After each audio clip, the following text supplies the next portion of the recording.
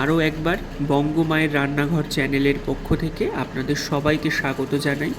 আজকের যে সুন্দর রেসিপিটা দেখতে পাচ্ছেন, এটা একটা ব্রেকফাস্টও হতে পারে, এটা একটা টিফিনও হতে পারে। তো কেমন করে বানানো হয়েছে ভিডিওটা সম্পূর্ণ দেখতে থাকুন।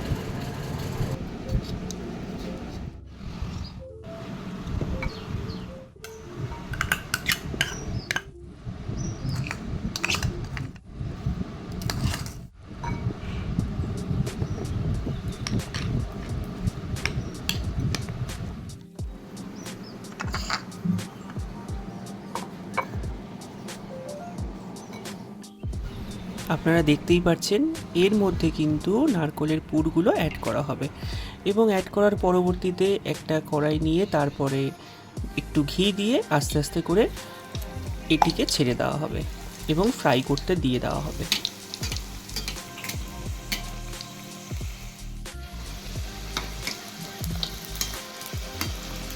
সবশেষে ফ্রাই হয়ে গেলে রেডি আমাদের নারকেলের প্যাটিস। অবশ্যই বাড়িতে ট্রাই করবেন, আর ভিডিওটা ভালো লাগলে লাইক শেয়ার কমেন্ট করবেন।